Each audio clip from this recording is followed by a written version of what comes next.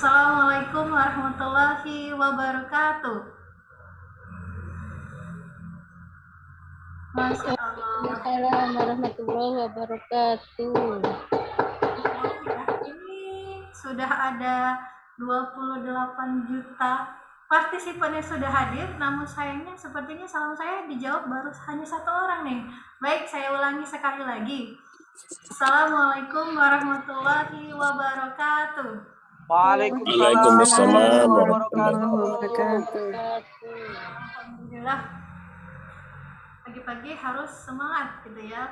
Baik, semoga Bapak Ibu sekalian yang menjawab salam saya tadi gitu ya, diberikan kesehatan selalu kepada Allah Subhanahu wa taala, kemudian dimudahkan segala urusannya, dilancarkan bisnisnya gitu ya, dan diberkahi rezekinya. Amin Allahumma amin. Alhamdulillah kita bertemu kembali di kelas Jumat berbagi kali ini. Bapak Ibu yang sudah hadir boleh mengisi di kolom chat gitu ya. Dari mana aja sih yang sudah hadir gitu ya? Apakah dari Kalimantan, Makassar, Jogja gitu? Silahkan di komen di kolom chat. Dari mana saja Bapak Ibu yang sudah hadir pada pagi hari ini? Silahkan. Wah, dari Jember nih.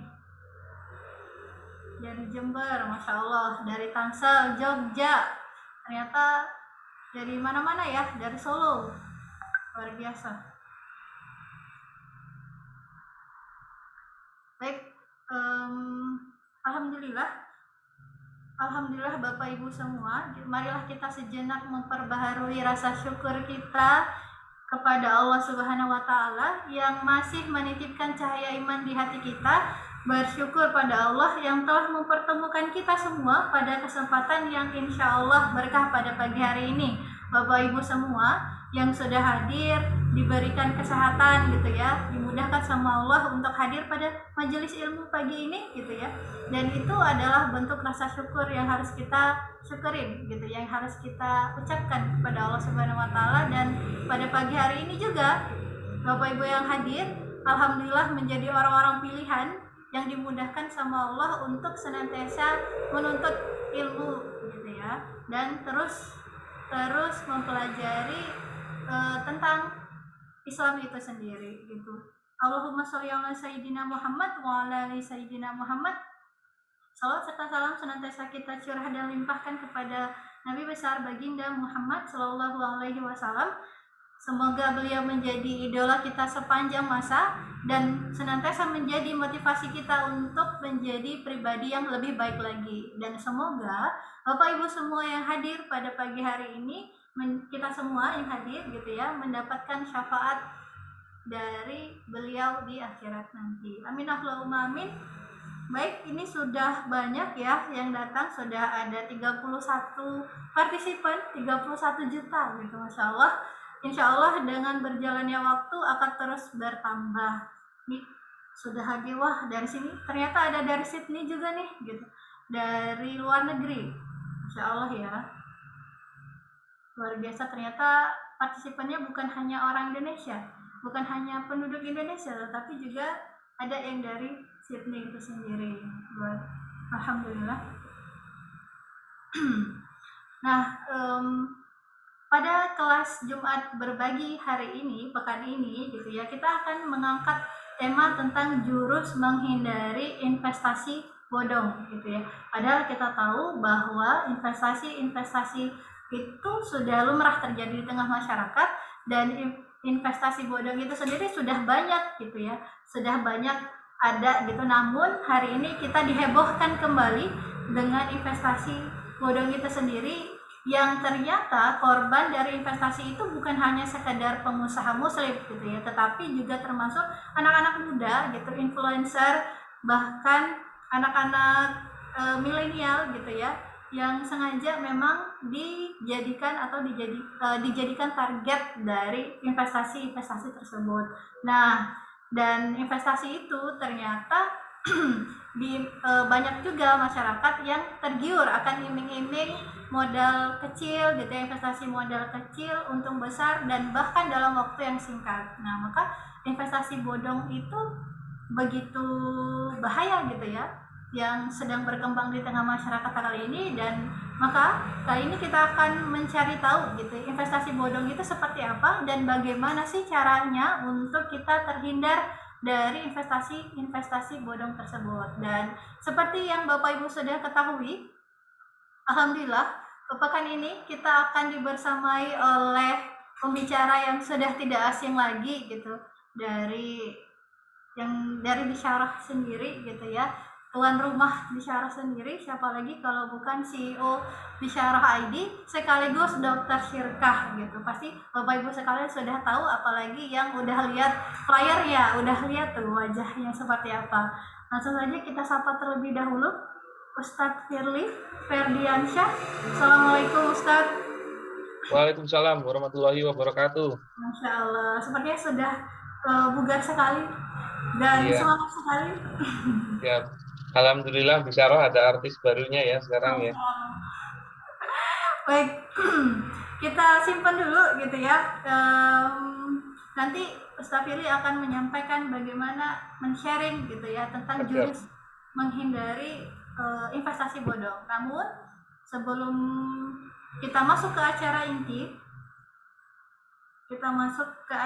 ada info menarik gitu ya, ada info menarik yang mau disampaikan gitu, yang mau disampaikan nih. Kebetulan Bapak Ibu yang sudah hadir di sini bukan hanya sekedar orang-orang lama gitu ya, peserta lama, tetapi ternyata banyak juga nih peserta-peserta baru. Nah, maka mungkin Bapak Ibu sekalian belum mengetahui apa sih event terbaru yang akan dilaksanakan oleh Bisyarah ID itu sendiri gitu. Nah, ini info lebih lanjutnya.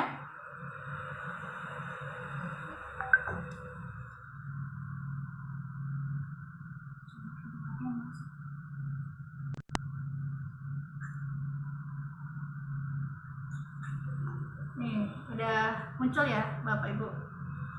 Nah, ini adalah info menarik gitu, yang event terdekat yang akan dilaksanakan oleh Bisyarah ID itu sendiri. Insya Allah ya, Bisyarah ID akan mengadakan eksklusif workshop spasi sekolah pengelola syirkah yang akan membahas tentang muamalah, manajemen, keuangan, marketing, dan branding gitu ya, yang menghadirkan pembicara-pembicara yang luar biasa. Dan insya Allah materinya itu bermanfaat dan daging gitu ya untuk para pengusaha muslim itu sendiri. Dan kenapa sih acara ini diadakan gitu? Karena Bisyarah sendiri sebagai perusahaan konsultan syariah di Indonesia itu sudah banyak menemui keluhan dari para investor yang mengatakan bahwa kesulitan menemukan pengelola syirkah yang amanah, kompeten, dan profesional. Apa sih amanah? Amanah adalah sifat yang bisa dipercaya, kemudian kompeten adalah cakap dalam menjalankan bisnisnya sesuai syariah, dan profesional adalah kemampuan menjalankan bisnisnya agar menghasilkan keuntungan gitu. Jadi tidak hanya sekedar hari ini banyak pebisnis yang membutuhkan modal gitu ya ketika menjalankan sebuah bisnis, tetapi gitu sebagai pengusaha gitu, sebagai pengelola dari syirkah itu sendiri, seorang pebisnis juga harus mampu membuat proposal bisnis yang baik gitu ya, kemudian juga memahami feasibility study-nya dan proyeksi bisnisnya gitu. Nah, maka dengan itu gitu ya, alasan tersebut Bisyarah ID menyelenggarakan acara spasi ini, sekolah pengelola syirkah, selama 5 hari eksklusif. Visinya adalah untuk mencetak para pengelola syirkah yang amanah, kompeten, dan profesional, Masya Allah. Dan misinya juga mengedukasi syirkah yang sesuai syariah ke masyarakat luas, karena banyak masyarakat hari ini yang dia sudah mengerjakan atau bersyirkah gitu ya, tetapi hanya sekedar syirkah, tidak sesuai dengan syariah. Maka ini salah satu misinya. Kemudian juga mengedukasi syirkah sebagai solusi permodalan tanpa utang ribawi, kemudian membantu para pengelola syirkah menjadi amanah, kompeten, dan profesional, serta memperbanyak kerjasama syirkah untuk memperkuat ekonomi umat itu sendiri. Nah, ini adalah 6 pemateri yang begitu luar biasa gitu ya, yang insya Allah kompeten dan profesional di bidangnya. Ada Ustadz Dwi Condro sebagai pakar ekonomi Islam dan gurunya pengusaha Muslim. Kemudian ada Ustadz Philip Ferdiansyah selaku CEO Misyara ID dan penghulu syirkah syariah. Dan ada Coach Alfian Rendra selaku praktisi marketing syariah, serta juga ada Ustadz Andika Dwi Jatmiko selaku praktisi branding syariah, dan Pak El Chandra, Ketua X-Bank gitu ya, General Manager Trust Solusi Syariah. Bapak Ibu yang pasti sudah tidak asing juga dengan Pak El Chandra, beliau juga akan membahas tentang bagaimana laporan keuangan itu sendiri. Dan ada Pak Yoyo Heri Wahyono yang kemarin sebelumnya minggu lalu menjadi pemateri juga di Jumat Berbagi, yang insya Allah akan men-sharing tentang bagaimana mindset bisnis itu sendiri. Nah, materinya apa aja? Tadi ada muamalah, manajemen, keuangan, marketing, branding, dan mindset. Insya Allah materinya sangat lengkap. Kemudian kapan sih acaranya gitu ya? Nah, acaranya insya Allah akan dilaksanakan pada tanggal 14 sampai 18 Maret 2022 nih. Masya Allah, ada 5 hari. 5 hari belajar bareng pemateri pebisnis yang luar biasa tadi gitu ya, dan di Hotel Grand Rohan Jogja dari jam 8 sampai jam 5 sore. Masya Allah nih, dari pagi sampai sore kita menuntut ilmu bareng-bareng, kita belajar bareng-bareng bersama pengusaha-pengusaha di seluruh Indonesia. Dan Bapak Ibu juga tidak hanya mendapatkan ilmu yang bermanfaat aja, tapi juga ada fasilitasnya berupa meeting room hotel bintang 4, kemudian coffee break 10 kali, lunch 5 kali. Jadi dari pagi sampai sore insya Allah Bapak Ibu sekalian tidak kelaparan, tidak akan kehausan gitu ya, karena ada coffee break dan lunchnya.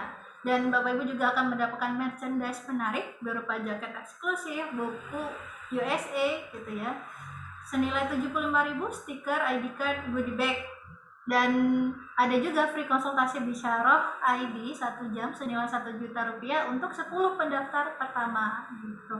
Dan mendapatkan juga materi hard copy-nya, sertifikat, dan ada door prize-nya. Baik, menarik ya gitu kan. Eksklusif workshop ini yang hanya diadakan cuma di Yogyakarta insya Allah. Jadi sayang banget nih bila terlewatkan. Untuk info lebih lanjutnya, info lengkapnya akan saya sampaikan di akhir acara. Jadi stay tune di kelas Jumat Berbagi pada pagi hari ini untuk mengetahui apa saja sih gitu ya info detail selanjutnya. Baik, langsung saja. Ini sudah 35 orang yang hadir gitu. Pasti Bapak Ibu yang sudah hadir di sini sudah tidak sabar lagi, sudah penasaran gitu ya, bagaimana sih jurus agar kita terhindar dari investasi-investasi bodong tersebut. Jurus apakah yang akan dibagikan Ustaz Philip? Apakah jurus 1000 bayangan atau 2000 gitu? Masya Allah. Nah, insya Allah akan disampaikan Ustaz Philip langsung. Bapak Ibu sekalian jangan lupa gitu ya, ketika hadir dalam suatu majelis ilmu, saya ingin mengingatkan jangan lupa untuk menyiapkan dirinya, tidak hanya mencari tempat yang nyaman gitu ya, yang bisa menyimak materinya dari awal hingga akhir, tapi juga Bapak Ibu sekalian menyiapkan alat tulisnya untuk mencatat materi yang ada hingga mudah untuk diamalkan nantinya. Baik, untuk mempersingkat waktu, langsung saja kepada Ustadz Firly, disilahkan.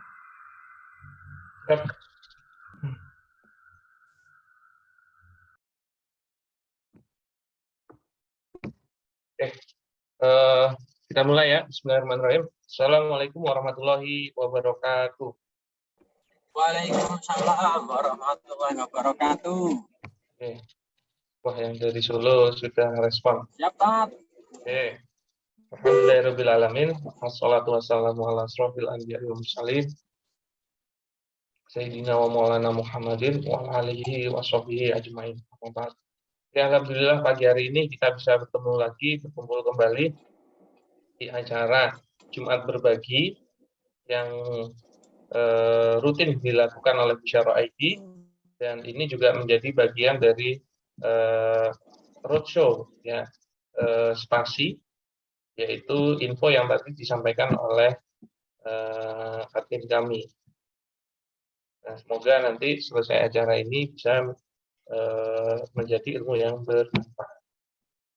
Oke. Bagaimana kabarnya saudara-saudaraku semua? Semoga sehat semua ya, dan selalu diberikan kesempatan untuk bisa bertolabul ilmi. Dan untuk pagi hari ini kita akan diskusi atau belajar temanya mengenai jurus menghindari investasi bodong. Nah, soalnya belakangan ini banyak ya cita-cita atau hal-hal yang kita dengar itu terjadinya investasi BODO, NG. Saya share screen dulu. Apakah masuk share screen saya? Masuk, Pak. Oke, siap. Baik, kita mulai saja. Ya, ini kami dari Bisyarah ID, Business Improvement dan Syariah X. Dan misi kami adalah menyelamatkan pengusaha dunia dari harta haram, termasuk dari muamalah-muamalah yang haram. Nah, kami ada muamalah, Business Improvement, Branding and Marketing, kemudian ada akademi, ada bisnis fasilitator, dan bisnis operator. Nah, kalau kantor kami ada di Loanu, di Jogja. Nah, ada juga akun-akun sosmed kami, silakan diikuti. Begitu juga rekaman dokter Firkah ini biasanya dipublish juga di akun YouTube kami. Nah, pagi hari ini kita akan belajar mengenai jurus menghindari investasi bodong. Nah, memang nanti saya kasih gambaran ya, investasi bodong yang secara umumnya itu seperti apa. Nanti ada yang lebih khusus.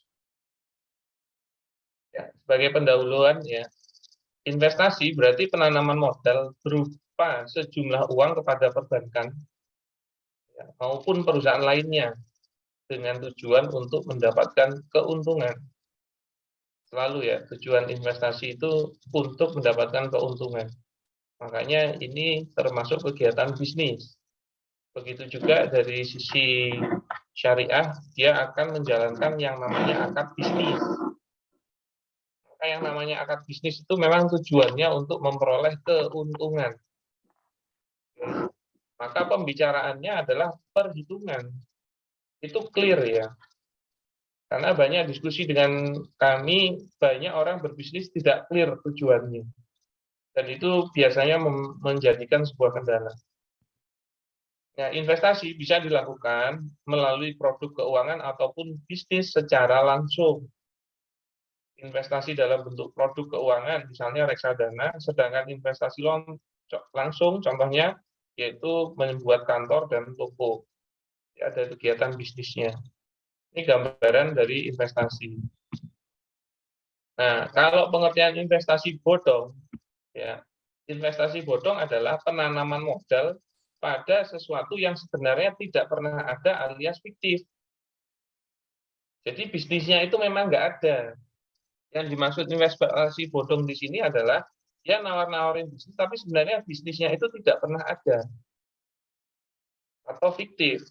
Dalam investasi bodong ini tidak ada kejelasan dalam hal skema ataupun izin operasional perusahaan investasi. Ya. Jadi yang dimaksud investasi bodong itu adalah dia menginvestasikan dananya kepada sesuatu kegiatan, tapi sebenarnya kegiatan bisnisnya tidak ada. Ada suatu bisnis, tapi bisnisnya tidak ada. Nah, Anda akan diminta untuk menanamkan modal dalam sejumlah nominal tertentu pada sesuatu atau produk yang sebenarnya palsu belaka atau tidak ada. Itulah yang dimaksud investasi bodong. Tapi saya kasih gambaran investasi bodong dari dua sisi ya. Ini sisi secara umumnya. Nah, bagaimana sih ciri-ciri investasi bodong? Ya. Pertama, menawarkan keuntungan yang sangat besar, bahkan terkadang tidak masuk akal kepada investor. Ini aja sebenarnya tidak logis. Makanya banyak yang terjerumus. Itu gara-gara ketidaklogisannya. Ya. Dan sebenarnya ya, kalau dalam hal berinvestasi atau kerjasama seperti ini, salah satu pihak memberikan modalnya, yang satu mengelolanya, itu pasti terjadinya, kalau di dalam syariat kan harus terjadi ijab qabul. Gitu. Berarti apa? Harus terjadi kesepakatan. Maka kalau ada investasi bodong, itu sebenarnya menurut saya tidak bisa serta-merta. Itu kesalahannya para pelaku penawaran investasinya. Gitu loh. Kenapa? Karena si investor, calon investor itu harusnya juga mampu membaca apa yang ditawarkan. Dan kalau itu tidak logis, sebenarnya itu tidak ideal untuk dilakukan. Makanya, ya, kenapa kok ada investasi bodong itu kemungkinannya dua. Kalau menurut saya, dan kesalahannya itu tidak hanya dari salah satu pihak, tapi dua-duanya. Oke. Nah, yaitu dua hal yang membuat dia itu berpotensi terjadi. Pertama apa? Saking pinternya yang nawarin, mohon maaf ya, atau mohon maaf, bodohnya si investor. Gitu loh. Kenapa? Karena kalau investor nggak sepakat juga nggak bakalan kok terjadi investasi bodong itu. Nah, makanya jadi investor juga harus berilmu. Ya. Kalau perlu dicek gitu loh, ada nggak sih bisnisnya? Ada nggak kantornya? Dan kalau hal seperti itu juga nggak bisa Anda pakai gitu loh, nggak bisa Anda indra, ya jangan dipaksakan. Ya.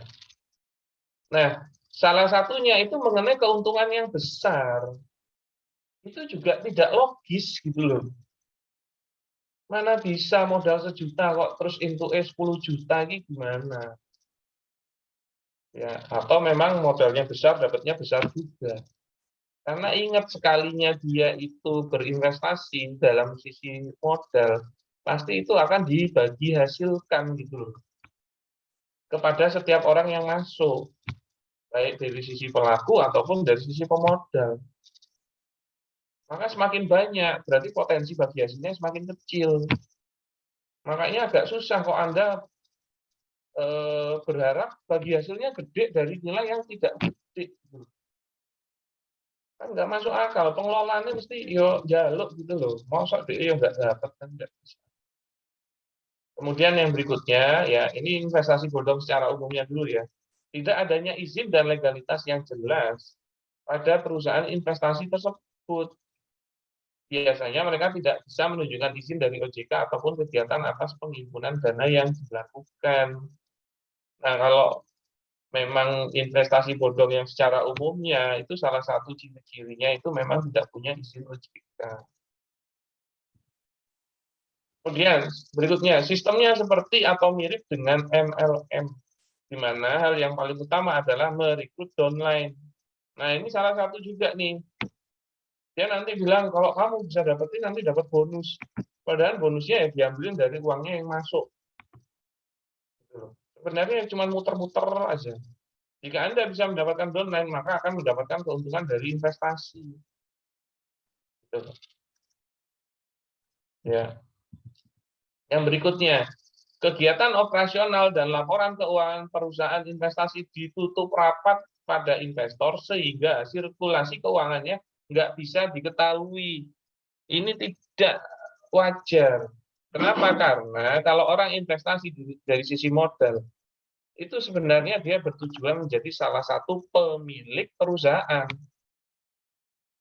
Gitu. Tujuan orang kalau pada umumnya ya, dia bilang, saya beli saham. Oke. Atau dia masukin modal ke dalam sebuah bisnis. Entah itu diajak sirka ataupun apapun namanya. Tujuan dia itu adalah menjadi salah satu bisnis owner dari bisnis tersebut. Itulah kenapa implikasinya dia nanti menjadi mendapatkan bagian dari keuntungan perusahaan. Namanya bagi hasil.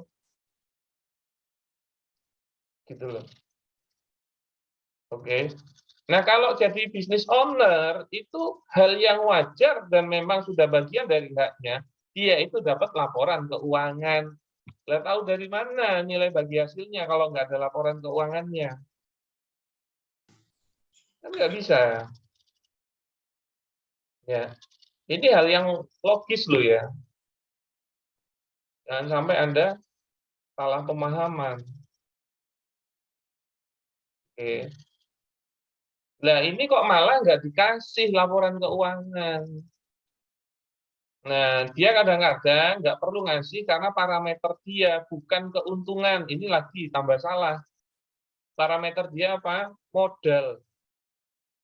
Itu modal duel itu. Contohnya apa? Pak, kalau invest di saya 1 juta, nanti tiap bulan dapat 200.000.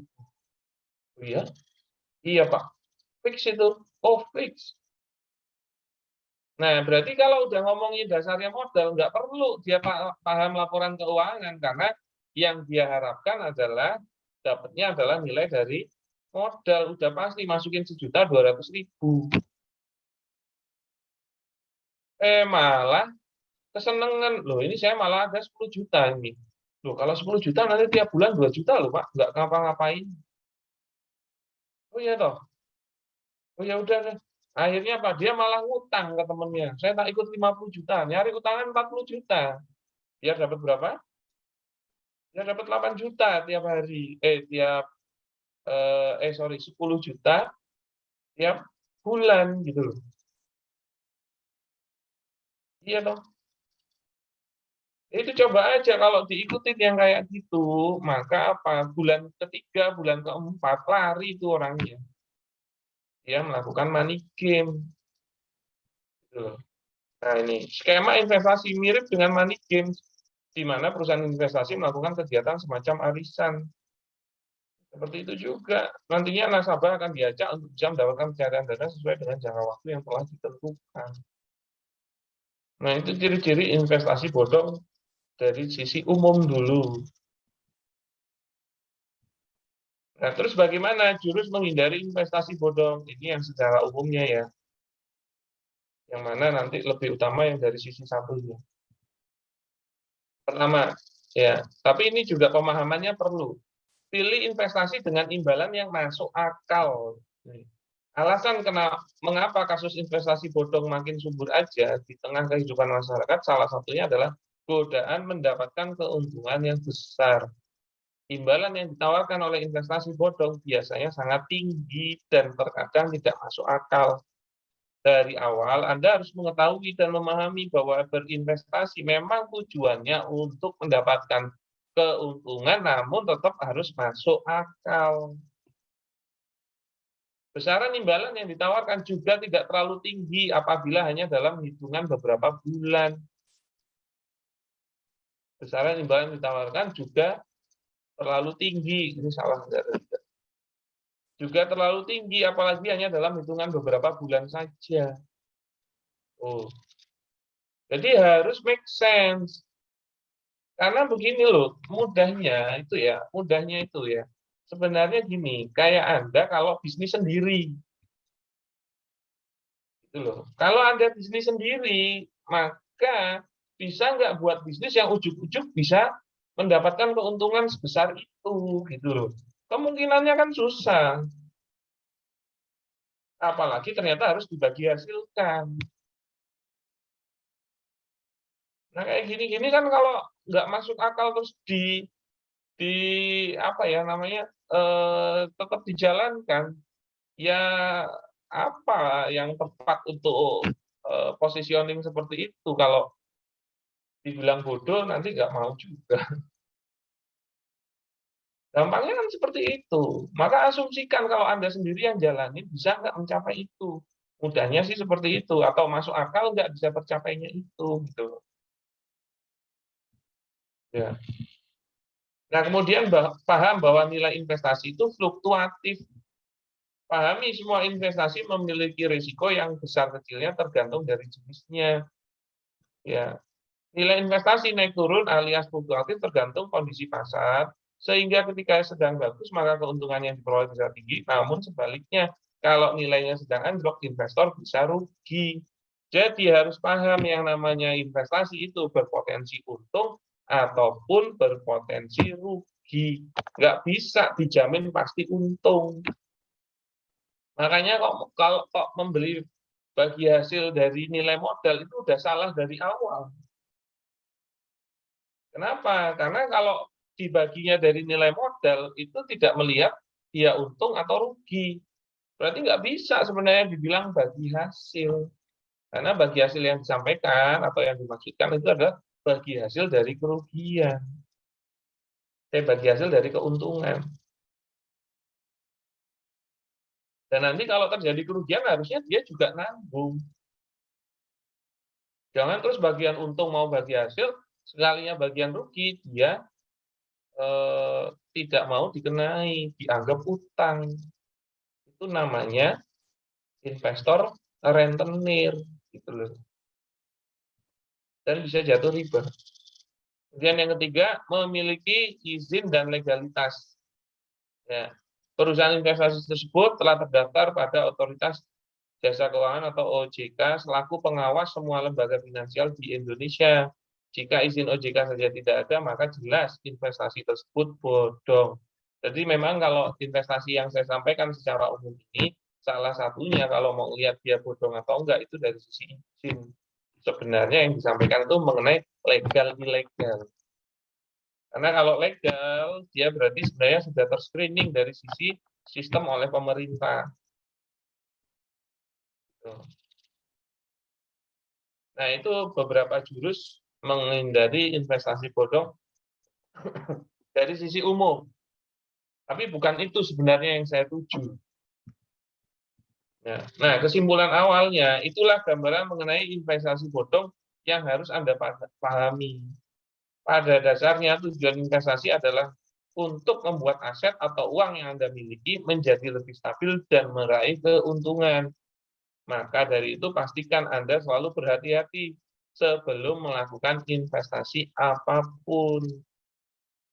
Ini kesimpulan awalnya. Tapi ada tambahannya lagi. Namun pembahasan di atas adalah mengenai investasi bodong secara umum yang terjadi saat ini. Dan akan berbeda bila yang dimaksud adalah bodong dari sisi syariat Islam.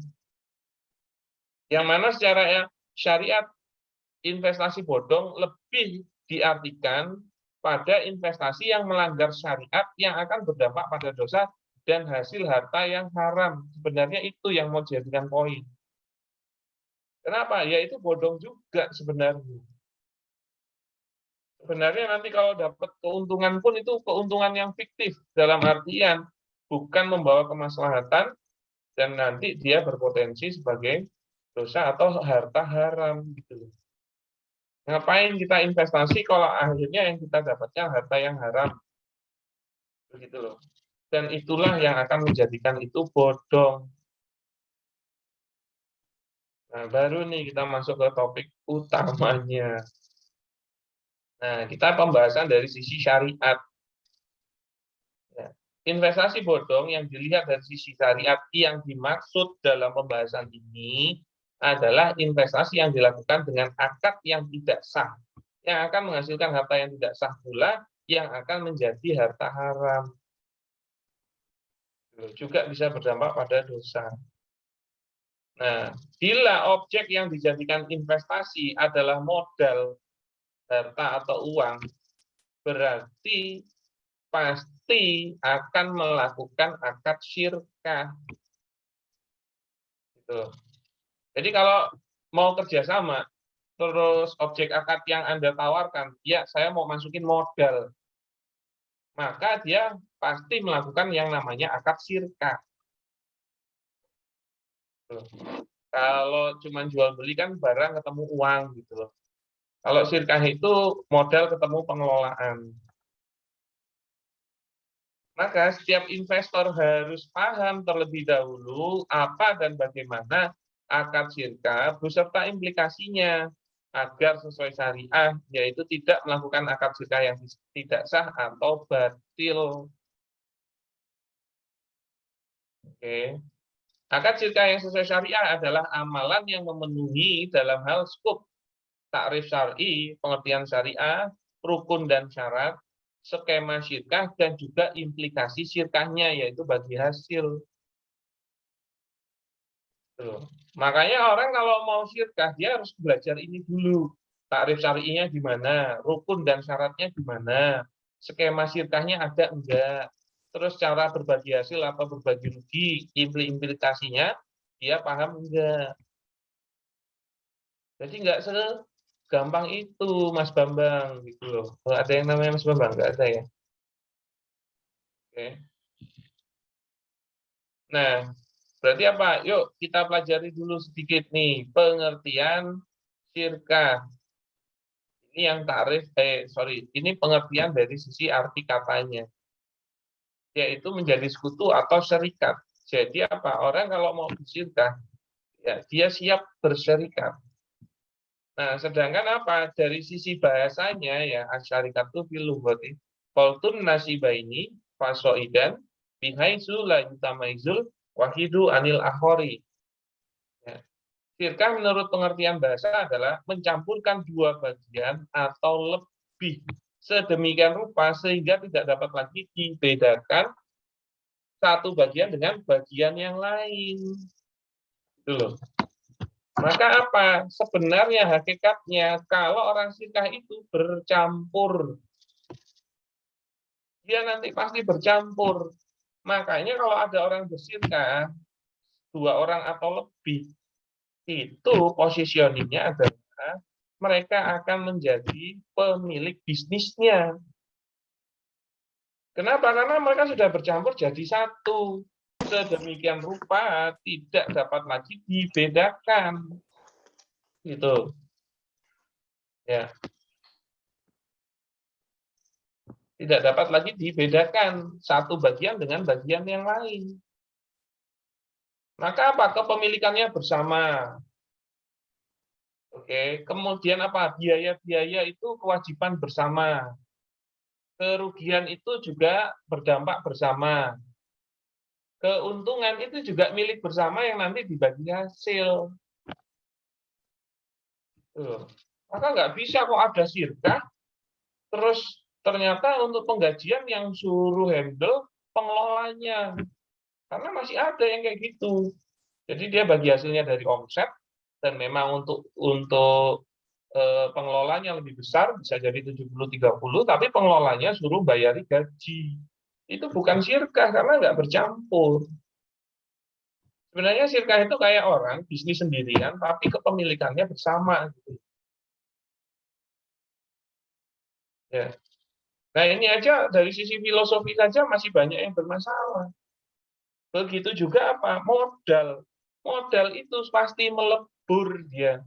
Harus jadi satu, jadi miliknya syirkahnya. Bukan lagi milik pemodalnya pada saat syirkahnya masih jalan.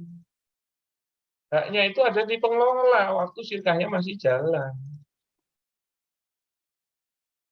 Ya. Jadi pasti modalnya melebur. Mau dalam bentuk uang maupun dalam bentuk barang. Hukum asalnya uang. Boleh nggak masukin barang? Boleh, selama dinilai pada saat masuknya ke dalam syirkah. Oke, berarti apa? Filosofinya harus paham, bercampur. Ya. Nah, sekarang dari sisi makna syar'inya. Ya. Dari sisi makna syar'inya. Ya, wasyarikatu syar'an. Dia aqdun baina isnaini fa aksara. Yatafiqani fihi alal qiyami bi amalin maliyin biqasdiriti. Kalau dari makna syar'inya, ini takrif syar'inya, makanya harus memenuhi takrif syar'i. Oke, maka apa? Itu suatu akad, nanti pasti ada yang berakad. Ya, pasti ada yang pasti nanti ada yang berakad. Berarti ada ijab qabul. Minimal dua pihak. Boleh lebih. Gitu loh. Ngapain mereka bersepakat? Gitu loh. Ngapain melakukan suatu usaha atau bisnis? Ya, bi amalin maliyin. Jadi melakukan pengelolaan harta, pengelolaan finansial dengan tujuan memperoleh apa? Keuntungan arifku ini. Maka yang dituju adalah arifku yang dibagi hasil gitu loh. Makanya yang dibagi hasil harus keuntungan, bukan modal, bukan omset, bukan revenue, tapi profit arifku keuntungan. Jadi jangan sampai sirkanya benar sah, pengelolaannya bagus, bagi hasilnya salah, kok kan. Nah, mereka itu akan melakukan apa? Biamalin maliin. Suatu kegiatan bisnis, makanya sirkah itu harus ada bisnisnya. Nggak boleh enggak. Dan dia harus ada yang beramal ngelolanya. Berarti harus ada apa? Pengelolanya. Maka nggak boleh kok sirkah itu nggak ada pengelolanya, itu nggak boleh. Makanya langsung bisa menjawab kenapa PT itu batil. Oke. Loh, emang PT batil? Nah, kalau mau tahu batilnya PT seperti apa, silahkan dilihat rekamannya Jumat Berbagi yang bulan lalu bersama Ustadz Dwi Condro sudah dibahas. Oke. Berarti harus ada pengelolanya. Nanti saya perlihatkan skema sirkah. Oke, dengan tujuan memperoleh keuntungan straight, murni, buat nyari untung. Makanya gini loh, karena ini takrif syar'i, dia harus memenuhi ya amalannya ya. Jadi apa? Dengan tujuan memperoleh keuntungan. Berarti apa? Menawarkan investasi yang berpotensi rugi itu enggak boleh. Udah kelihatan nih, kalau dijalanin bisnisnya itu malah merugi. Itu ditawarkan malah enggak boleh. Kalau mau rugi, rugi sendiri. Dia harusnya menawarkan yang berprospek untung gitu loh. Yuk kita bisnis yuk, oke modal berapa? 10 juta, oke. Nanti kita beli barang 10 juta, terus kita jual 8 juta ya, biar laris. Ya laris, tapi kan mau untung. Gimana? Iya kan? Nah, maka harus clear. Tujuannya memperoleh keuntungan. Nah, tahu dari mana dia berprospek untung atau tidak. Nah, disinilah dibutuhkan yang namanya visibility study. Gitu loh. Jadi apa? Anda, walaupun Anda sudah punya bisnis yang sudah berjalan, ya, setiap mau membuat produk, diperhitungkan dengan baik. Dan itu banyak kelemahan dari kita itu tidak memperhitungkan itu di awal, main terus nekat wae. Itu yang pertama. Terus yakin wae. Oh, itu yang juga salah gitu loh. Semuanya serba itu perhitungkan. Oke, kita nanti mau nambahin produk ini. Oke, gimana itu produknya? HPP-nya berapa? Perhitungkan biaya bebannya. Terus kita mau jual berapa? Terus berapa potensinya?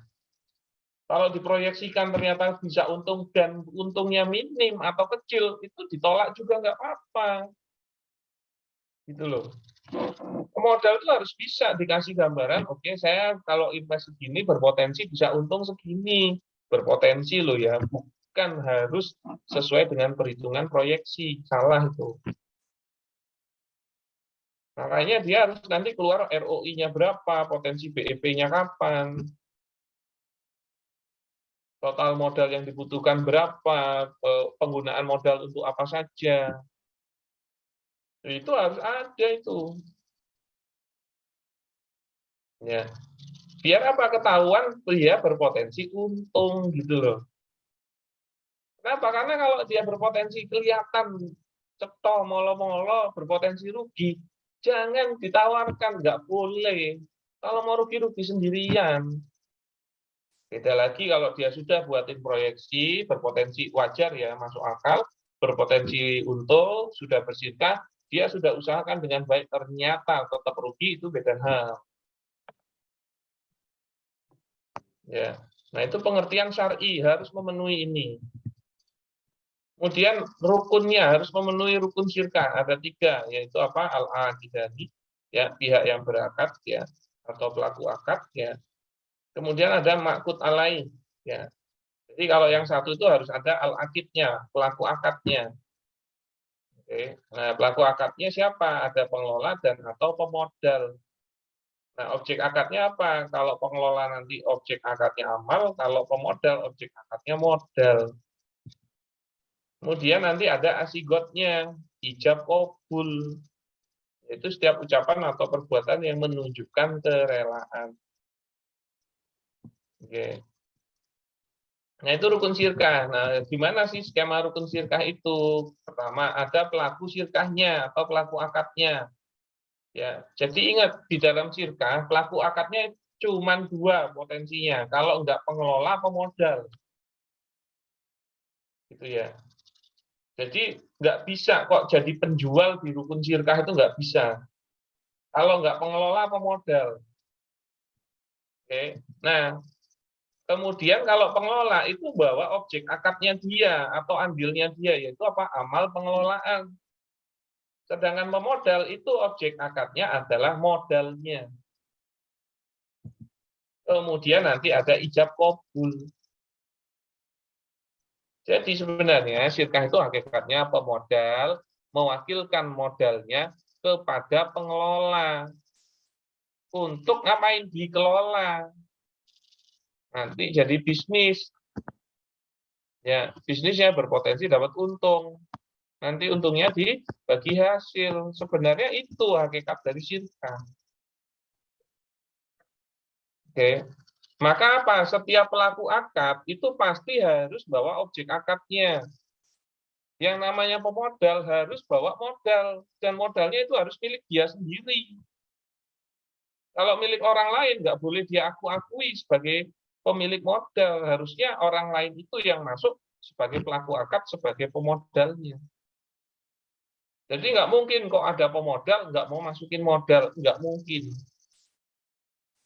Terus ada pengelola, kok nggak mau beramal pengelolaan? Nggak mungkin. Contoh kalau jual beli, penjual adalah pemilik barang, ya kan?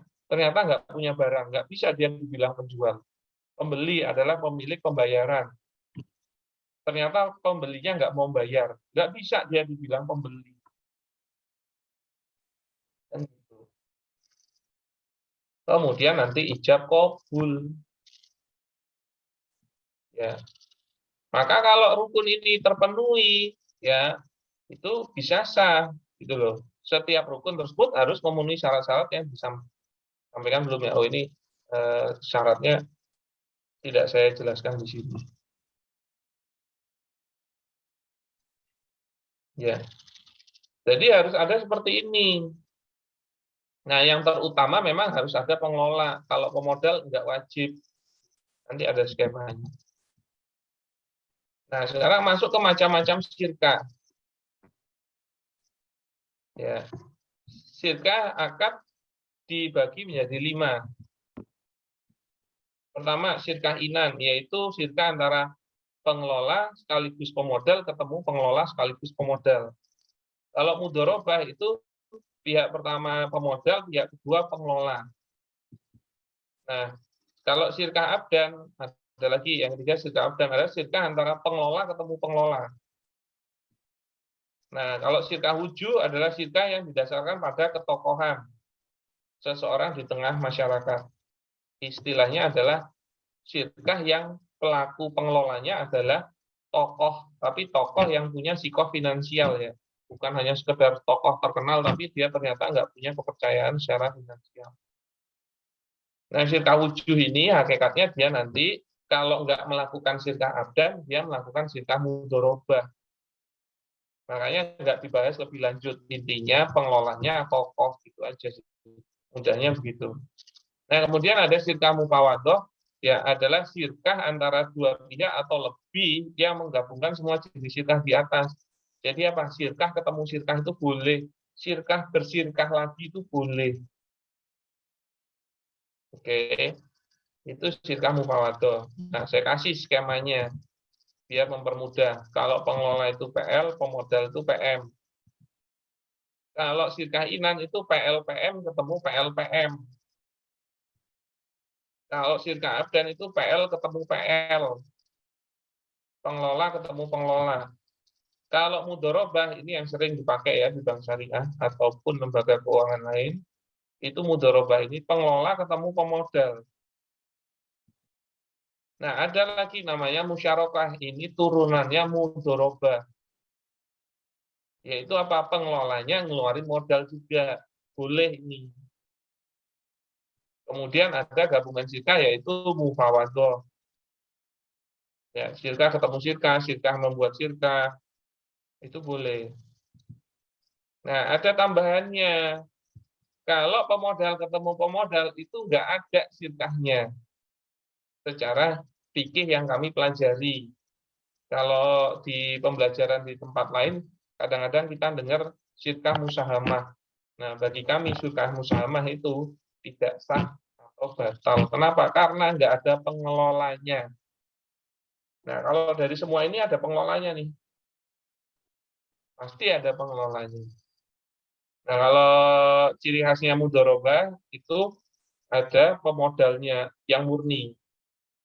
Ya, musyarakah ini sebenarnya turunannya mudharabah. Maka apa? Pemodal ketemu pemodal itu enggak boleh. Kenapa? Karena enggak ada yang ngelola. Makanya kalau Anda beli saham, saham itu kan tidak berdiri sendiri. Harus ada PT-nya. Nah, pertanyaannya akad PT-nya sah atau tidak gitu loh. Karena kalau tidak sah, maka sahamnya itu juga tidak sah. Masalahnya PT itu pemodal ketemu pemodal, nggak ada pengelolanya. Nggak mungkin harta kok bisa bertambah gara-gara objek apa? Modal. Nggak mungkin, harus ada yang ngelola. Contoh di sini ada orang berapa? 48 misalnya. Dihitung 50. Kita bantingan 1 juta. Berarti apa? Ada uang 50 juta. Kita taruh di tengah. Terus apa? Kita diam-diam semua. Nggak ada yang ngelola uang itu. Diam-diam aja. Kira-kira uangnya itu bisa bertambah nggak? Tidak bakalan. Dia paling bisa bertambah kalau ada tuyulnya. Goib berarti. Berarti harus ada salah satu dari 50 orang itu, atau semuanya dari 50 orang itu, atau mengambil pihak lain di luar pengelola 50 orang itu, yang harus menjadi pengelola untuk mengelola dana 50 juta itu. Namun yang bersifat equal dengan kepemilikan uang 50 juta itu. Makanya kalau pemodal ketemu pemodal ngangkat pegawai, pegawai itu tidak equal dengan kepemilikan uangnya. Makanya pegawai itu dapatnya gaji, bukan bagi hasil. Gitu. Karena kepemilikannya equal dengan dana 50 jutanya, maka pengelolanya tadi tidak digaji, tapi dapatnya apa? Bagi hasil dari keuntungan. Kenapa? Karena dia juga pemilik bisnisnya. Simpel sebenarnya untuk memahami itu. Nah, kemudian yang juga tidak ada secara fikih yang kami pelajari itu apa? Pengelola pemodal ketemu pengelola, itu nggak boleh, nggak ada. Yang boleh itu pengelola pemodal ketemu pemodal, itu boleh. Kalau pengelola pemodal ketemu pengelola saja tidak boleh. Nah, kalau tetap dilanjutkan, dia disuruh masukin modal. Biar jadinya seperti inan. Gitu loh. Nah, itu bisa. Nah, kemudian implikasi bagi rugi dan bagi hasil. Ini bagian dari implikasinya ya, maka harus paham juga, jangan sampai salah. Ya, kalau dalilnya kan seperti yang diriwayatkan oleh Syekh Abdul Razak dalam kitab Al-Jami', yaitu penyampaian dari Ali bin Abi Thalib, yaitu apa? Al-wadi'atu alal mal warifu ala ma astaqalahu alai. Jadi apa? Kerugian al-wadi'ah ya, pakai itu ya. Itu berdasarkan modal. Berarti apa? Kalau rugi harta memang pemodal yang nanggung. Nah, kalau arifu ya, yaitu keuntungan, itu didasarkan atas apa? Kesepakatan. Makanya kalau nisbah bagi hasil itu dikembalikan pada kesepakatan. Tidak ada pattern fixnya. secara syariah. Monggo disepakati. Selama itu sepakat, nggak ada masalah. Maka nisbah bagi rugi itu berdasarkan nilai modal. Ya, biasanya kalau pemodalnya lebih dari satu, ya, jadi kerugian itu nanti kerugian modal akan ditanggung oleh pemodal, kerugian tenaga ditanggung pengelola. Hakikatnya seperti itu kalau dari sisi kerugian. Jadi pengelola itu juga rugi dari sisi tenaga. Contoh, dia jalanin sirkahnya 6 bulan, belum ada untung, maka nggak dibagi hasil. Maka apa? 6 bulan dia ngelola itu harta, nggak dapat apa-apa. Itu sudah sebuah kerugian. Ya. Nah, bila pemodalnya lebih dari satu, maka kerugian dibagi sesuai porsi modalnya masing-masing. Nah, sedangkan nisbah bagi hasil berdasarkan kesepakatan. Bagi hasil yang benar adalah dari keuntungan, yaitu profit sharing. Bukan dari modal, karena akan menjadi riba, bukan dari omset, karena biaya dan beban belum dikeluarkan, dan bukan dari revenue sharing, karena masih belum tentu sudah melebihi nilai modal. Nah, bila bagi hasil dilakukan apabila keuntungan sudah melebihi nilai modal atau BEP. Bila keuntungan belum melebihi BEP, maka tidak ada yang akan dibagi hasilkan. Ini bukan keuntungan, sorry. Bila harta belum melebihi BEP, maka tidak ada yang akan dibagi hasilkan. Jadi sebenarnya kalau modalnya 50 juta, dibilang untung itu kalau ternyata hartanya berubah jadi 55 juta, yaitu keuntungannya 5 juta. 50-nya nggak dibagi-bagi. Maka pastinya gara-gara poin untung Arifku tadi adalah setelah melebihi nilai modal, pasti modalnya itu diamankan dulu. Tapi ingat, diamankan itu bukan dikembalikan ke pemodal loh ya. Dia tetap ada di dalam perusahaan untuk dikelola terus. Yang mana bila modal sudah aman, maka bila putus syirkah kapan saja tidak merugikan siapapun. Itu loh. Nah, kesimpulan ya, akad adalah perkara pokok. Maka dampak dari akad yang tidak sah, itu tidak sah juga perkara turunannya. Jadi harus memenuhi yang hal-hal tadi, terutama rukun dan syarat. Kaidah fikihnya kan idza saqata al-aslu saqata al-far'u. Jika gugur perkara pokoknya, maka gugur pula perkara cabang atau turunannya. Bila akad syirkahnya tidak sah, maka pengelola beramal itu tidak sah. Pemodal memberikan modalnya tidak sah. Pengelola menggunakan modalnya tidak sah. Bisnis yang sah, bahkan mengangkat pegawai juga tidak sah. Bila mendatangkan keuntungan, maka menjadi keuntungan yang tidak sah. Dan bila dibagi hasilkan juga tidak sah. Begitulah dampak akad syirkah yang tidak sah. Penting. Jadi investasi itu bukan hanya perkara dapat untung berapa, tapi akadnya jelas enggak. Akadnya sesuai syariah enggak, memenuhi rukun dan syaratnya enggak. Karena kalau enggak sah, walaupun untung, dia tetap itu tidak sah gitu. Karena akad nikah yang tidak sah, contoh enggak ada walinya, kok tetap dia bernikah, berkeluarga, maka berkeluarganya tidak sah. Laki-lakinya menafkahi lahir maupun batin, itu enggak sah. Nanti punya anak, nasabnya enggak sah. Nanti kalau anaknya perempuan jadi walinya enggak sah. Nanti kalau urusan warisnya enggak sah gitu loh. Saya yakin kalau ini diskusinya mengenai akad nikah, Anda dengan mudah untuk paham. Nah, itu sebenarnya terjadi atau bisa terimplementasi di semua akad, termasuk akad syirkah. Berarti semua hal yang dilakukan dan hasil atau harta dari akad yang tidak sah menjadi hal dan hasil harta yang tidak sah. Dan harta yang tidak sah hakikatnya adalah harta haram. Apabila ada investor yang berinvestasi dengan cara yang tidak sesuai syariah, yang akan berdampak pada apabila ada investor yang berinvestasi dengan cara yang tidak sesuai syariah, maka akan berdampak pada dosa dan harta yang haram ini. Berdampak pada dosa dan harta yang haram. Dan itulah yang menjadi jurus awal untuk memahami agar seorang muslim mampu menjalankan investasi yang benar, bukan yang bodoh. Ini dari sisi syariat. Ini jurus awalnya.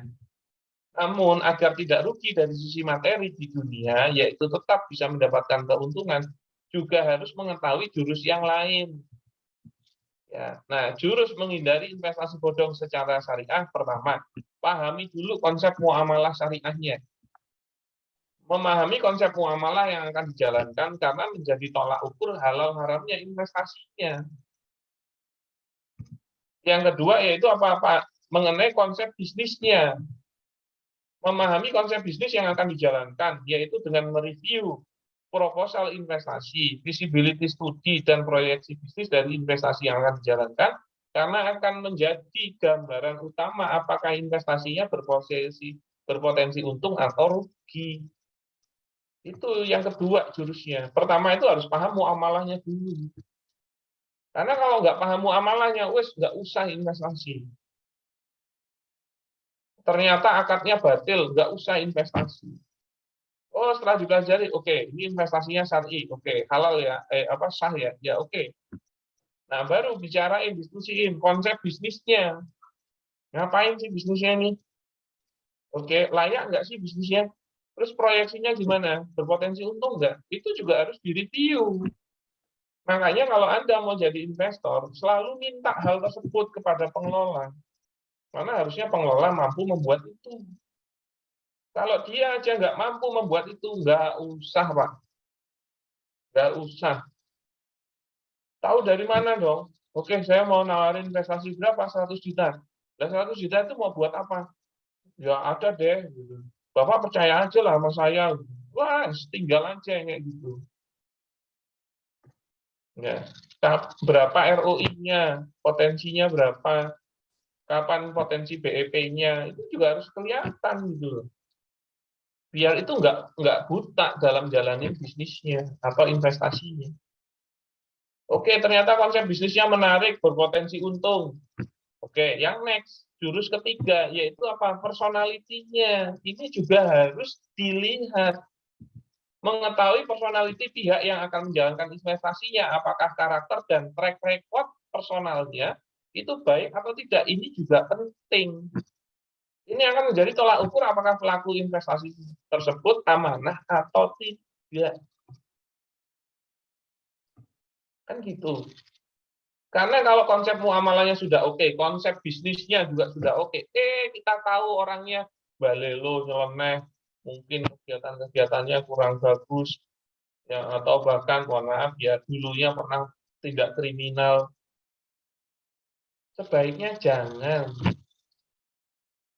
Jadi apa? Kalau tiga-tiganya ini sudah Anda lakukan dan semuanya clear, monggo investasi. Tapi kalau salah satunya nggak clear, jangan. Kita berinvestasi, masukin modal, masukin harta, itu ketemu pengelola yang kompeten saja, ya, ketemu pengelola yang kompeten saja, itu langsung kalau ada kerugian juga langsung terkena loh. Kita langsung punya risiko kerugian. Itu ketemu pengelola yang kompeten. Gimana kalau ternyata ketemunya pengelola yang nggak kompeten gitu loh. Itu sama saja Anda meninggikan risiko modal Anda. Dan itu harus di-screening gitu loh. Ketemu uang, sok balelo, janji ora jelas, ini ada urusan muamalah nggak rampung. Besoknya nawarin investasi. Ya monggo, harusnya dipikir baik-baik. Beda lagi kalau mungkin dia sudah memperbaiki polanya, mohon maaf, dia juga sudah berobat dan apa-apa. Silahkan kalau mau ngasih kesempatan. Tapi dua hal yang di atasnya juga sudah clear. Konsep muamalahnya clear, konsep bisnisnya clear. Jadi dalam berinvestasi sebenarnya tidak semudah itu. Para investasi harus belajar terlebih dahulu dan memiliki ilmu agar tidak salah dalam berinvestasi yang akan mengakibatkan kerugian dunia akhirat. Gitu loh. Wallahu alam. Nah, itu materi yang saya sampaikan untuk pagi hari ini. Semoga bermanfaat. Siap, saya kembalikan kepada ini moderator kami. Silakan. Baik, Masya Allah ya.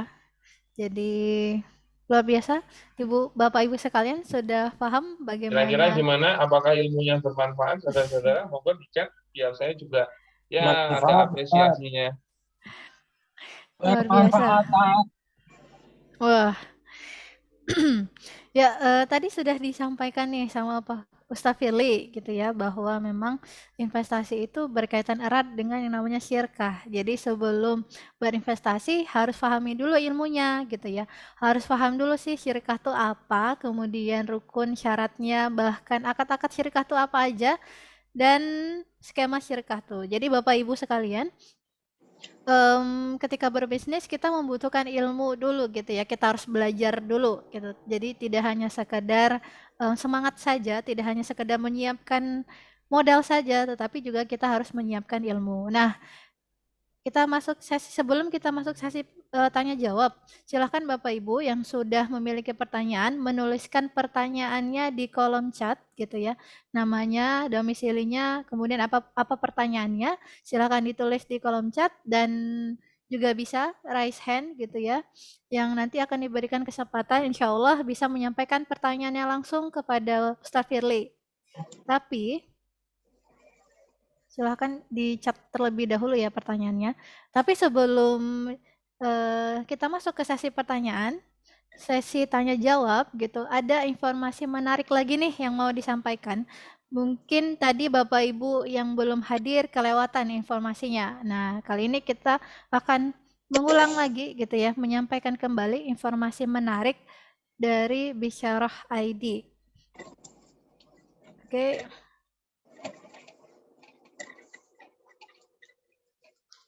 Nih, jadi alhamdulillah gitu tadi sudah disampaikan ya bagaimana memang investasi itu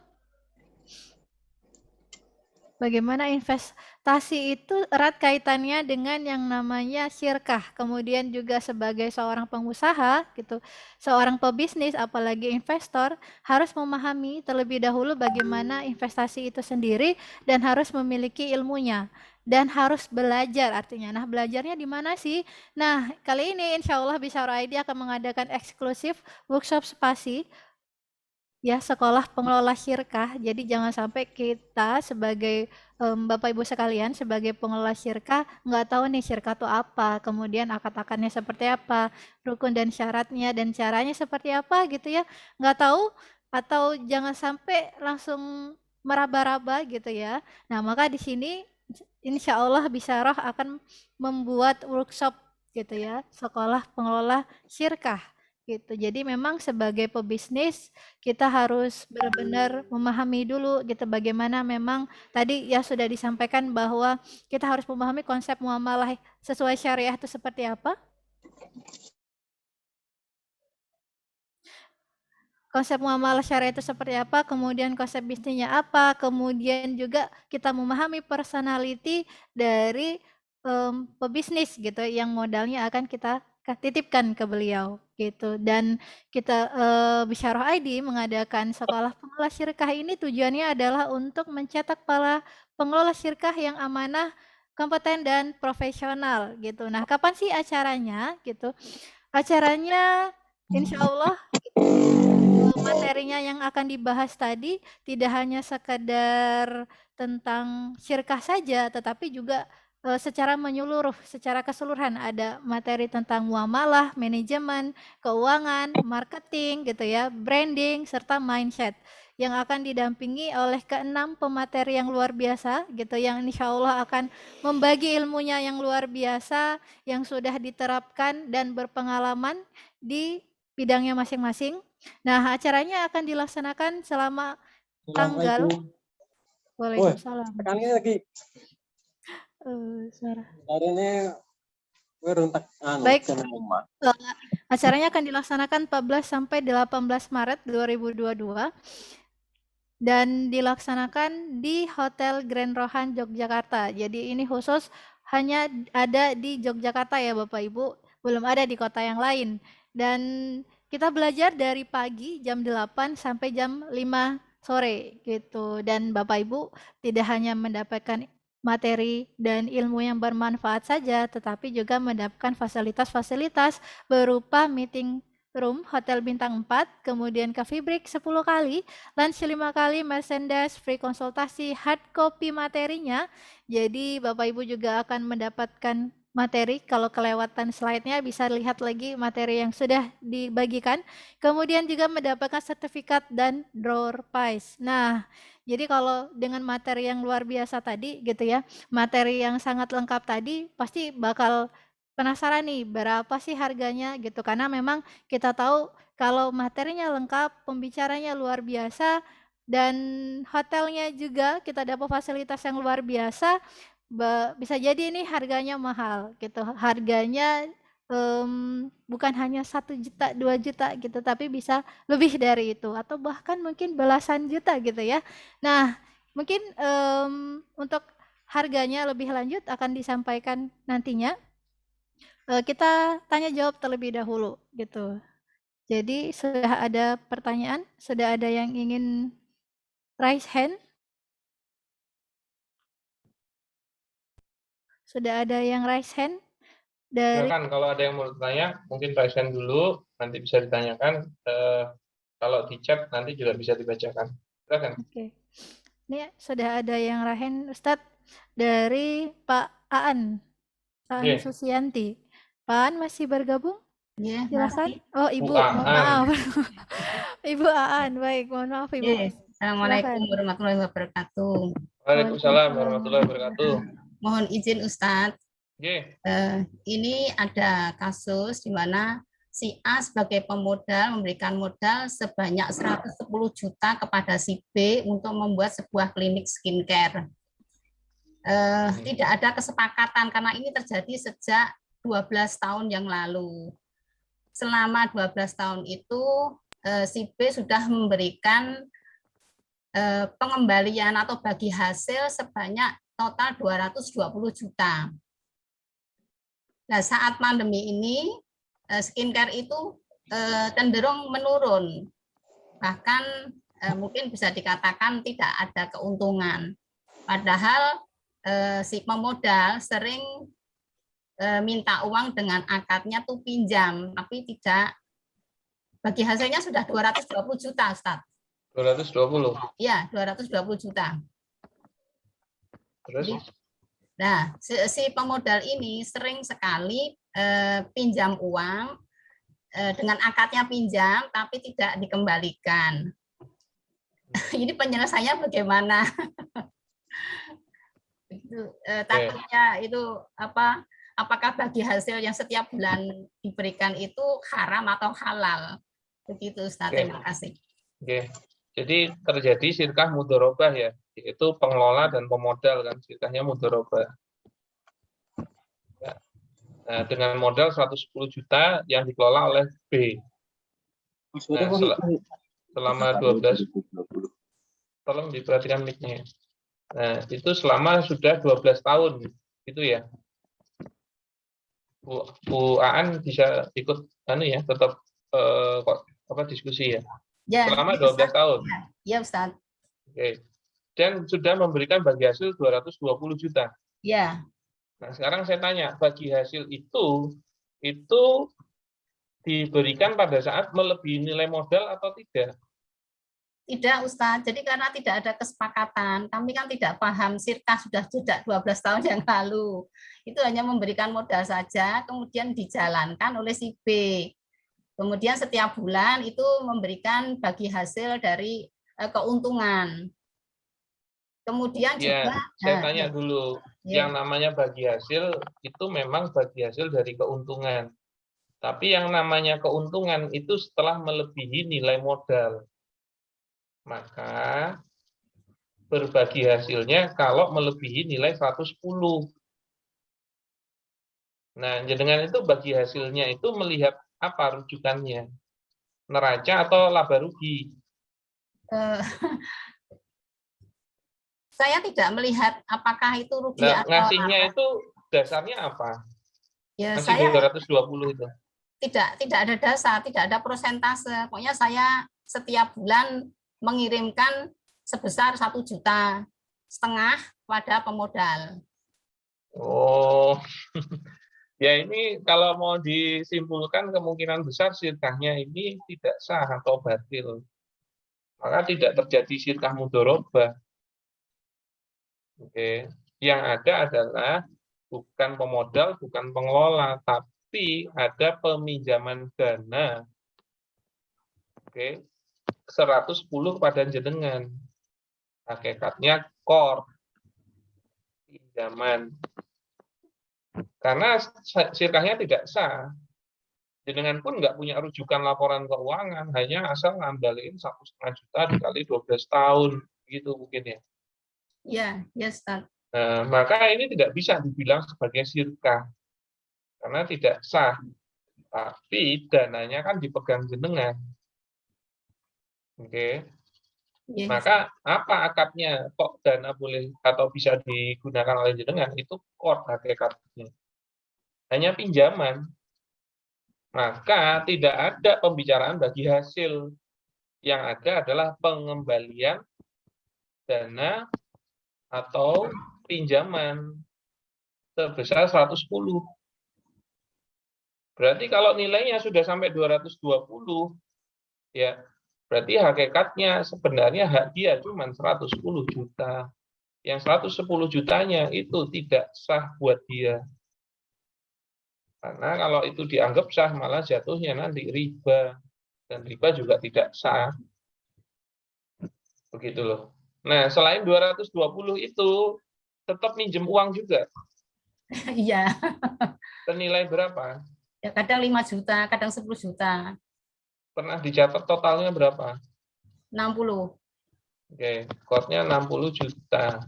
Nah, sekarang saya tanya, dari jenengan sendiri, berarti udah bukan syirkah ya, jalanin bisnisnya, itu posisi sekarang bisnisnya itu menguntungkan nggak buat jenengan? Karena pandemi ini sehingga bisnis itu Enggak yang lalu-lalu. Kalau nggak pandemi, menguntungkan. Ya. Ya, memang nggak enak kalau dilihatnya dari sisi A. Dikirain dia nanam investasi, tapi hakikatnya itu adalah qard. Tapi kalau itu qard, bisnis itu murni miliknya B, bukan milik syirkah atau milik berdua. Berarti keuntungan itu sebenarnya haknya jenengan. Oke. Nah, jadi kalau mau diposisikan sekarang itu A itu sudah dikembalikan senilai 110 dari 220-nya. Gitu ya. Dan dia masih punya kewajiban untuk mengembalikan 110 lagi kepada jenengan karena ini juga termasuk qard, tapi kebalik gitu loh. Sekarang dia yang utang sama jenengan. Plus 60 ini. Jadi ini sebenarnya 170 itu dia jadi punya utang kepada jenengan. Si A utang kepada si B. 170 juta itu. Karena kalau dia masih memaksakan itu bagian dari bagi hasilnya, hakikatnya yang 110 ya. Kalau yang 60-nya kan tahu dia murni utang ya.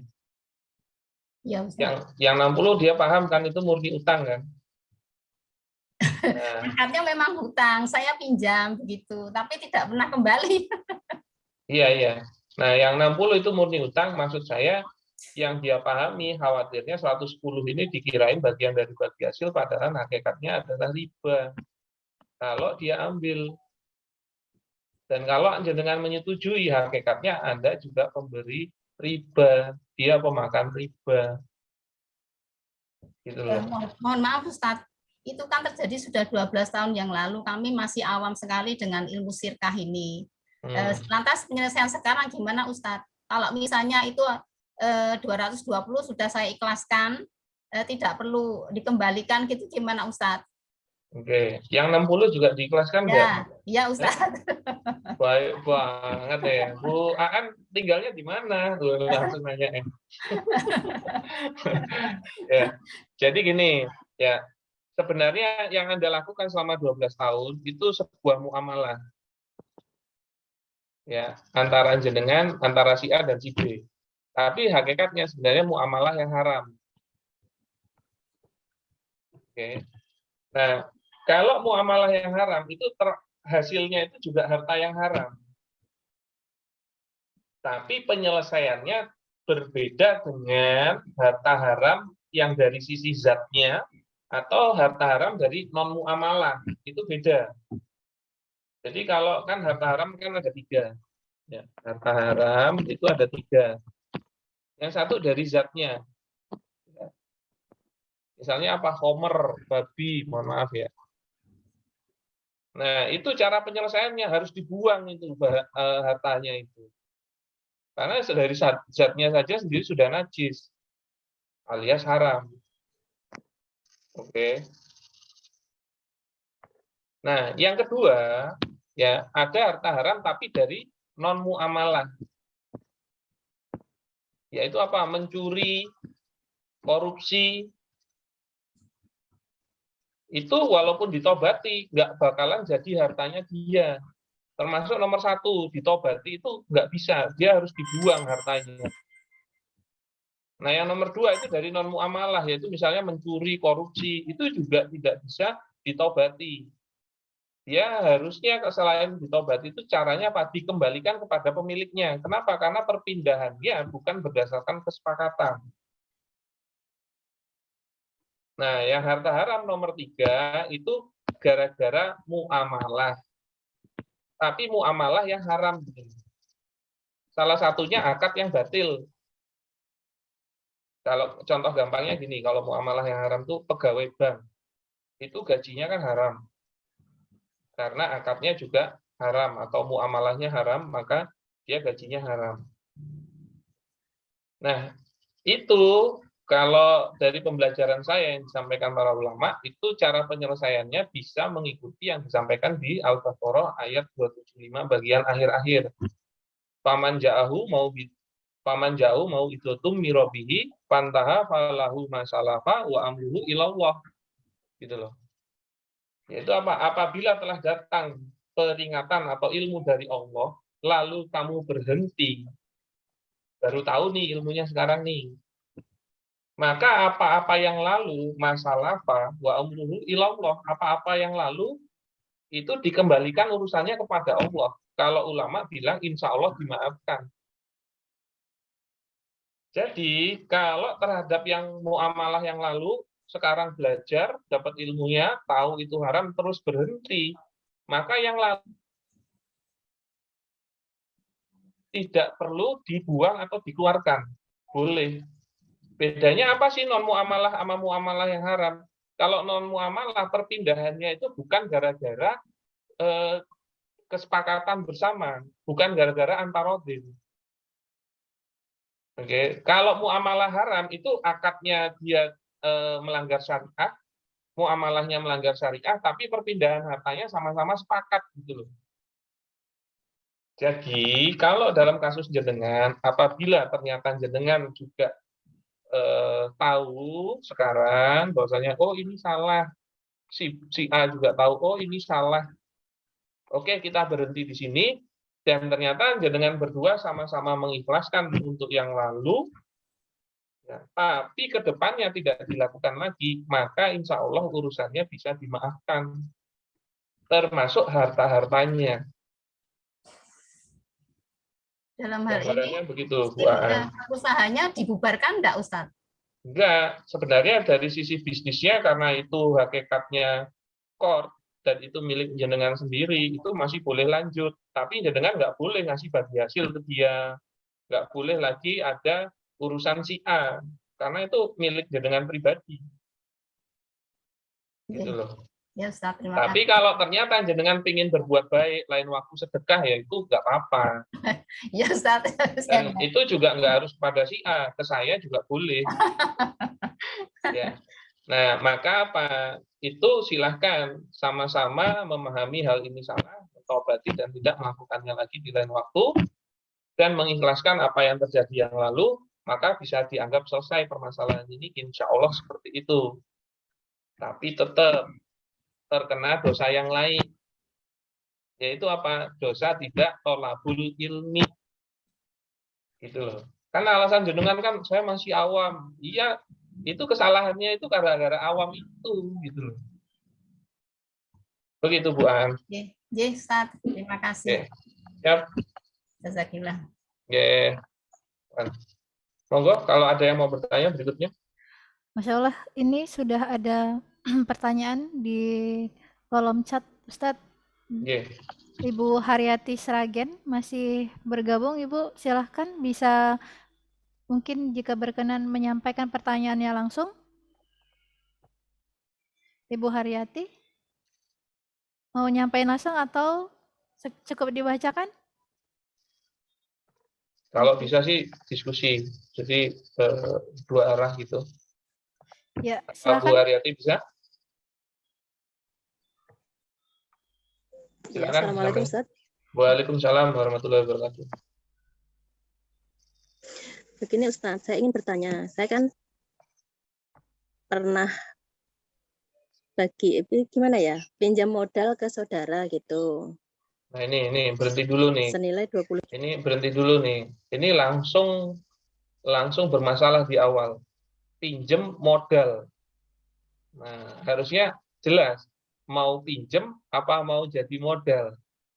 Gimana Bu Haryanti? Itu maksudnya gini, saya uang 20 juta itu perjanjian di awal saya itu memang bagi hasil niatnya. Oke, berarti jadi modal bukan pinjam. Yang ingin Gitu ya. Iya, modal. Oke, karena kalau dia jadi modal akadnya syirkah, kalau pinjem akadnya qard. Dan implikasinya sendiri-sendiri. Dan memang banyak yang bermasalah itu dari awal gara-gara apa? Ungkapan. Saya pinjem dong modalnya, nanti dapat bagi hasil. Nah, itu sebenarnya kalau hakikatnya qard, malah nggak boleh bagi hasil. Dan kalau memang jadi modal, boleh dia dapat bagi hasil, tapi bukan pinjaman. Bedanya apa? Kalau bukan pinjaman, dia harus bersiap merugi. Nah, kalau pinjem itu nggak ada hubungannya dia bangkrut ataupun untung besar, tetap dikembalikan yang senilai. Nah, monggo dilanjut Bu Haryanti. Iya, begini Ustaz. Ya. Uang 20 juta itu kan saya gunakan untuk sistem berdagang. Oke. Nah, yang ingin saya tanyakan itu uang 20 juta itu persenannya berapa untuk pengelola dan pemodal gitu maksudnya. Oke. Jadi yang harus diposisikan itu pemahaman akad. Kalau dia bilang sebagai modal 20 juta, maka dia akadnya syirkah. Oke. Nah, syirkah itu memang implikasinya dapat bagi hasil. Ya. Nah, kalau yang jenengan tanyakan berapa bagi hasil yang ideal, itu memang tidak ada rujukan secara fixnya. Kenapa? Karena kalau di dalam syariat hanya disampaikan adalah arifu ala ma'astaqolahu alaih. Ya, kalau keuntungan itu dikembalikan kepada kesepakatan para pelaku akad. Pattern secara syariahnya nggak ada. Oh, begitu. Intinya dikembalikan kepada kesepakatan. Tapi jadi jangan posisinya jangan salah menyampaikan, yaitu bukan terus berapa bagi hasil yang tepat untuk nilai 20 juta itu. Bukan begitu. Ya. Karena yang tepat itu adalah bagi hasil terhadap keuntungan, bukan gara-gara nilai modalnya. Gitu loh. Nah, yang namanya untung itu harus melebihi nilai modal. Itu kan. Nah, kalau mau diperhitungkan secara ideal bisa. Nah, ngelihatnya gini kalau bagi hasil ya. Kalau bagi hasil itu dilihat dulu, itu padat modal ya atau padat karya. Kalau padat karya, maka wajar kalau pengelolanya yang lebih besar. Kalau padat modal, ya itu memang wajar pemodal yang lebih besar. Nah, cuman kalau udah bicara padat modal itu menurut saya 1M ke atas. Gampangnya gitu. Maka kalau hanya masih di 20 juta, itu kemungkinan besar itu lebih padat karya. Nah, kegiatan bisnisnya ngapain, Bu? Kegiatan bisnisnya ngapain? Jual beli gabah.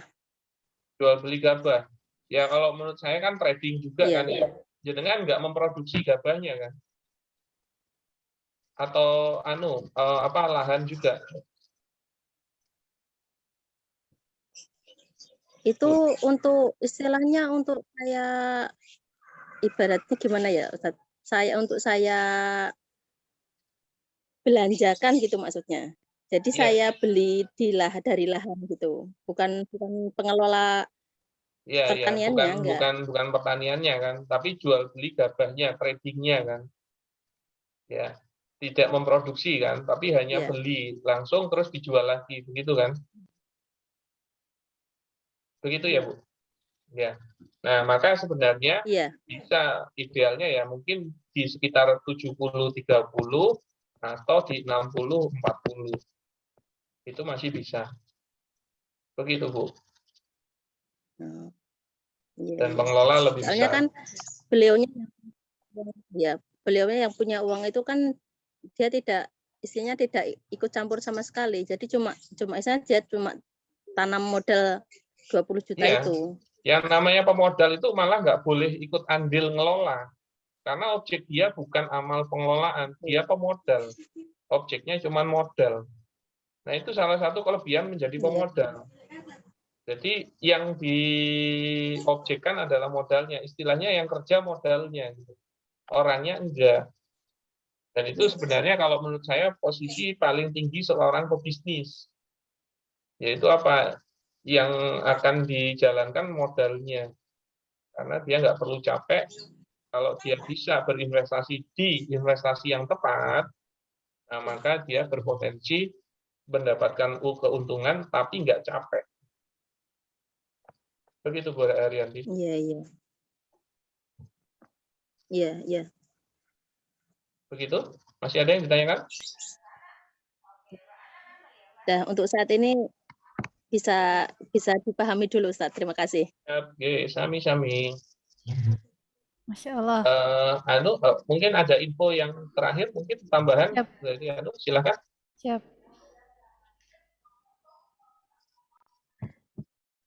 Baik, Bapak Ibu, tadi sudah disampaikan gitu ya acaranya kapan dan waktunya acaranya kapan dan di mana gitu. Pasti Bapak Ibu sekalian sudah penasaran berapa sih sebenarnya investasi dari workshop Sirkah itu sendiri, workshop spasi itu sendiri. Nah, jadi eksklusif workshop spasi itu pesertanya terbatas hanya 50 orang saja dan investasinya adalah 7.700.000 per satu orang gitu, dan ada juga harga khusus early bird-nya 5.500.000 per satu orang dan 8.800.000 per dua orang. Jadi insya Allah nanti materinya yang akan disampaikan itu bermanfaat tentang muamalah, manajemen keuangan, marketing dan branding. Nah, kemudian gitu, dari 50 peserta tadi, alhamdulillah animo dari pebisnis Muslim Indonesia itu luar biasa sehingga kuota 50 peserta itu sudah terpenuhi gitu ya. Sudah cukup dari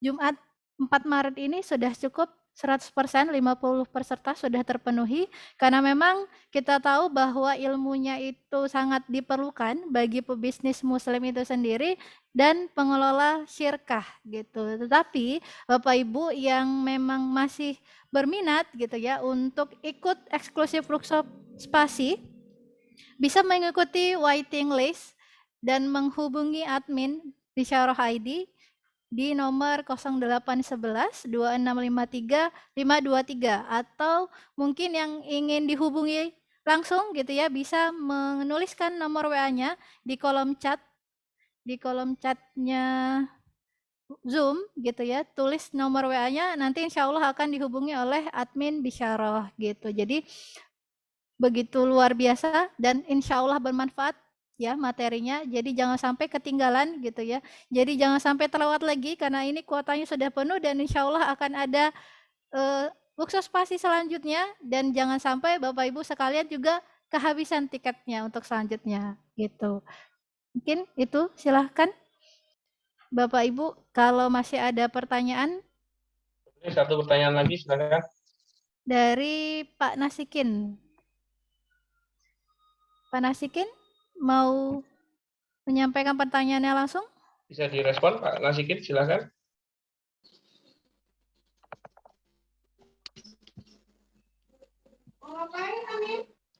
Pak Nasikin, ada yang bisa direspon?